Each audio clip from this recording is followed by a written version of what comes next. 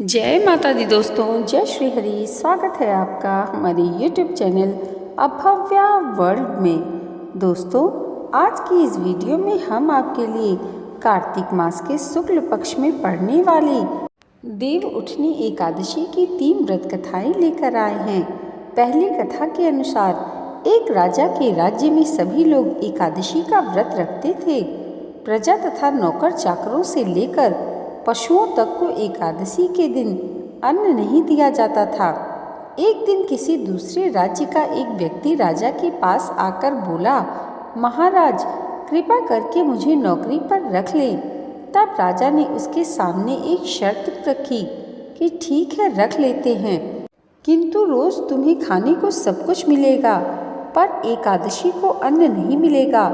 उस व्यक्ति ने उस समय हाँ कर दी, पर एकादशी के दिन जब उसे फलाहार का सामान दिया गया तो वह राजा के सामने जाकर गिड़गिड़ाने लगा, महाराज, इससे मेरा पेट नहीं भरेगा, मैं भूखा ही मर जाऊंगा, मुझे अन्न दे दो। राजा ने उसे शर्त की बात याद दिलाई, पर वह अन्न छोड़ने को तैयार नहीं हुआ। तब राजा ने उसे आटा, दाल, चावल आदि दिए। वह नित्य की तरह नदी पर पहुंचा और स्नान करके भोजन पकाने लगा। जब भोजन बन गया तो वह भगवान को बुलाने लगा, आओ भगवान, भोजन तैयार है। उसके बुलाने पर पीताम्बर धारण किए हुए भगवान चतुर्भुज रूप में आ पहुँचे तथा प्रेम से उसके साथ भोजन करने लगे। भोजन आदि करके भगवान अंतर ध्यान हो गए तथा वह अपने काम पर चला गया। 15 दिन बाद अगली एकादशी को वह राजा से कहने लगा कि महाराज, मुझे दुगना सामान दीजिए, उस दिन तो मैं भूखा ही रह गया। राजा ने कारण पूछा तो उसने बताया कि हमारे साथ भगवान भी खाते हैं, इसलिए हम दोनों के लिए ये सामान पूरा नहीं होता। यह सुनकर राजा को बड़ा आश्चर्य हुआ। वह बोला, मैं नहीं मान सकता कि भगवान तुम्हारे साथ खाना खाते हैं। मैं तो इतना व्रत रखता हूँ, पूजा करता हूँ, पर भगवान ने मुझे कभी भी दर्शन नहीं दिए। राजा की बात सुनकर वह बोला, महाराज, यदि विश्वास न हो तो साथ चलकर देख लें। राजा एक पेड़ के पीछे छिपकर बैठ गया। उस व्यक्ति ने भोजन बनाया तथा भगवान को शाम तक पुकारता रहा, परंतु भगवान न आए। अंत में उसने कहा, हे भगवान, यदि आप नहीं आए तो मैं नदी में कूदकर अपने प्राण त्याग दूंगा। लेकिन भगवान नहीं आए। तब वह प्राण को त्यागने के उद्देश्य से नदी की तरफ बढ़ा। प्राण त्यागने का उसका दृढ़ निश्चय देखकर भगवान शीघ्र ही उसके सामने प्रकट हो गए और उसे रोक लिया और साथ बैठकर भोजन करने लगे। खा पीकर वे उसे अपने विमान में बिठाकर अपने धाम ले गए। यह देख राजा ने सोचा कि व्रत उपवास से तो तब तक कोई फायदा नहीं होता जब तक मन शुद्ध न हो। इससे राजा को ज्ञान मिला। वह भी मन से व्रत उपवास करने लगा और अंत में स्वर्ग को प्राप्त हुआ। दोस्तों, यहाँ पर देव उठनी एकादशी की पहली व्रत कथा समाप्त हुई। आइए भगवान श्री हरि का ध्यान करते हुए सुनते हैं देव उठनी एकादशी की दूसरी व्रत कथा।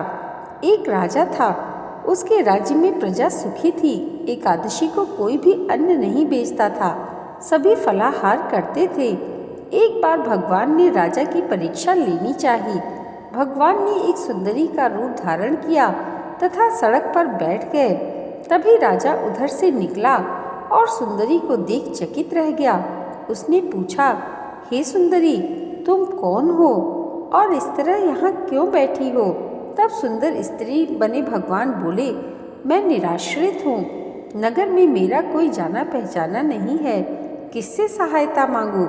राजा उसके रूप पर मोहित हो गया था। वह बोला, तुम मेरे महल में चलकर मेरी रानी बनकर रहो। सुंदरी बोली, मैं तुम्हारी बात मानूंगी, पर तुम्हें राज्य का अधिकार मुझे सौंपना होगा। राज्य पर मेरा पूर्ण अधिकार होगा। मैं जो भी बनाऊंगी तुम्हें खाना होगा। राजा उसके रूप पर मोहित था, अतः उसने उसकी सभी शर्तें स्वीकार कर लीं। अगले दिन एकादशी थी। रानी ने हुक्म दिया कि बाजारों में अन्य दिनों की तरह अन्न बेचा जाए। उसने घर में मांस, मछली आदि पकवाए तथा परोसकर राजा से खाने के लिए कहा। यह देखकर राजा बोला, रानी, आज एकादशी है, मैं तो केवल फलाहार ही करूँगा। तब रानी ने शर्त की याद दिलाई और बोली, या तो खाना खाओ, नहीं तो मैं बड़े राजकुमार का सिर काट लूँगी। राजा ने अपनी स्थिति बड़ी रानी से कही तो बड़ी रानी बोली, महाराज, धर्म न छोड़ें, बड़े राजकुमार का सिर दे दें, पुत्र तो फिर मिल जाएगा पर धर्म नहीं मिलेगा। इसी दौरान बड़ा राजकुमार खेलकर आ गया। माँ की आंखों में आंसू देखकर वह रोने का कारण पूछने लगा तो माँ ने उसे सारी वस्तु स्थिति बता दी। तब वह बोला, मैं सिर देने के लिए तैयार हूँ, पिताजी के धर्म की रक्षा होगी, जरूर होगी। राजा दुखी मन से राजकुमार का सिर देने को तैयार हुआ तो रानी के रूप से भगवान विष्णु ने प्रकट होकर असली बात बताई। राजन, तुम इस कठिन परीक्षा में पास हुए। भगवान ने प्रसन्न मन से राजा से वर मांगने को कहा तो राजा बोला, आपका दिया सब कुछ है, हमारा उद्धार करें। उसी समय वहाँ पर एक विमान उतरा। राजा ने अपना राज्य पुत्र को सौंप दिया और विमान में बैठकर परम धाम को चले गए। बोलिए विष्णु भगवान की जय। दोस्तों, आइए अब सुनते हैं देव उठनी एकादशी की तीसरी प्रमुख कथा शंखासुर नामक राक्षस की है। शंखासुर ने तीनों लोकों में बहुत ही उत्पात मचाया हुआ था। तब सभी देवताओं के आग्रह पर भगवान श्री हरि ने उस राक्षस से युद्ध किया और यह युद्ध कई वर्षों तक चला। युद्ध में वह असुर मारा गया और उसके बाद भगवान विष्णु विश्राम करने चले गए। कार्तिक शुक्ल एकादशी के दिन भगवान विष्णु की निद्रा टूटी थी और सभी देवताओं ने भगवान विष्णु की पूजा की। शिव महापुराण के अनुसार पौराणिक समय में दैत्यों का राजा दंभ हुआ करता था।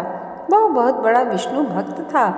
कई सालों तक उसके यहाँ संतान नहीं होने के कारण उसने शुक्राचार्य को अपना गुरु बनाकर उनसे श्री कृष्ण मंत्र प्राप्त किया। यह मंत्र प्राप्त करके उसने पुष्कर सरोवर में घोर तपस्या की। भगवान विष्णु उसकी तपस्या से प्रसन्न हुए और उसे संतान प्राप्ति का वरदान दे दिया। भगवान विष्णु के वरदान से राजा दंभ के यहाँ एक पुत्र ने जन्म लिया। इस पुत्र का नाम शंखचूर्ण रखा गया। बड़ा होकर शंखचूर्ण ने ब्रह्मा जी को प्रसन्न करने के लिए पुष्कर में घोर तपस्या की। उसकी तपस्या से प्रसन्न होकर ब्रह्मा जी ने उसे वरदान मांगने को कहा। तब शंखचूर्ण ने वरदान मांगा कि वह हमेशा अजर अमर रहे, वह कोई भी देवता उसे नहीं मार पाए। ब्रह्मा जी ने उसे यह वरदान दे दिया और कहा कि वह बद्रीवन जाकर धर्मध्वज की पुत्री तुलसी जो तपस्या कर रही है उससे विवाह कर लें। शंखचूर्ण ने वैसा ही किया और तुलसी के साथ विवाह के बाद सुखपूर्वक रहने लगा। उसने अपने बल से देवताओं, असुरों, दानवों, राक्षसों, गंधर्वों, नागों, किन्नरों, मनुष्यों तथा त्रिलोकी के सभी प्राणियों पर विजय प्राप्त कर ली। वह भगवान श्री कृष्ण का परम भक्त था।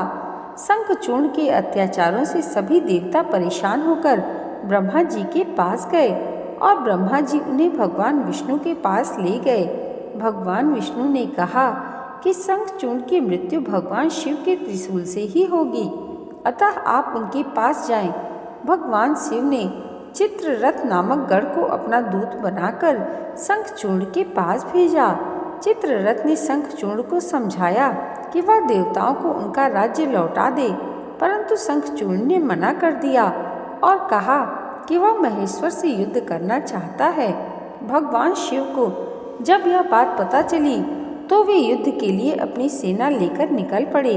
इस तरह देवता और दानवों में घमासान युद्ध हुआ, परंतु ब्रह्मा जी के वरदान के कारण शंखचूर्ण को देवता नहीं हरा पाए। भगवान शिव ने शंखचूर्ण का वध करने के लिए जैसे ही अपना त्रिशूल उठाया, तभी आकाशवाणी हुई कि जब तक शंखचूर्ण के हाथ में श्री हरि का कवच है और उसकी पत्नी का सतीत्व अखंडित है, तब तक इसका वध असंभव है। आकाशवाणी सुनकर भगवान विष्णु वृद्ध ब्राह्मण का रूप धारण कर शंखचूर्ण के पास गए और उससे श्री हरि कवच दान में मांग लिया। शंखचूर्ण ने वह कवच बिना किसी संकोच के दान कर दिया। इसके बाद भगवान विष्णु शंखचूर्ण का रूप बनाकर तुलसी के पास गए। शंखचूर्ण रूपी भगवान विष्णु ने तुलसी के महल के द्वार पर जाकर अपनी विजय होने की सूचना दी। यह सुनकर तुलसी बहुत प्रसन्न हुई और पति रूप में आए भगवान का पूजन किया व रमण किया। ऐसा करते ही तुलसी का सतीत्व खंडित हो गया और भगवान शिव ने युद्ध में अपने त्रिशूल से शंखचूर्ण का वध कर दिया। तब तुलसी को पता चला कि वे उनके पति नहीं हैं, बल्कि वे तो भगवान विष्णु हैं। क्रोध में आकर तुलसी ने कहा कि आपने छल पूर्वक मेरे धर्म को भ्रष्ट किया है और मेरे पति को मार डाला, अतः मैं आपको श्राप देती हूँ कि आप पाषाण होकर धरती पर रहें। तब भगवान विष्णु ने कहा, देवी, तुम मेरे लिए भारतवर्ष में रहकर बहुत दिनों तक तपस्या कर चुकी हो। तुम्हारा यह शरीर नदी रूप में बदलकर गंडकी नामक नदी के रूप में प्रसिद्ध होगा। तुम पुष्पों में श्रेष्ठ तुलसी का वृक्ष बन जाओगी और सदा मेरे साथ रहोगी। तुम्हारे श्राप को सत्य करने के लिए मैं पाषाण बनकर रहूँगा। गंडकी नदी के तट पर मेरा वास होगा। दोस्तों, देव उठनी एकादशी की यह व्रत कथा अगर आपको अच्छी लगी हो तो कमेंट बॉक्स में जय श्री हरि ज़रूर लिखिएगा और इसे लाइक और हमारे चैनल पर पहली बार आए हैं तो सब्सक्राइब करना मत भूलिएगा। भगवान श्री हरि की कृपा आप सबके जीवन पर सदैव ऐसे ही बनी रहे, इसी मंगल कामना के साथ मिलते हैं अगले वीडियो में। तब तक के लिए जय माता दी, जय श्री हरि।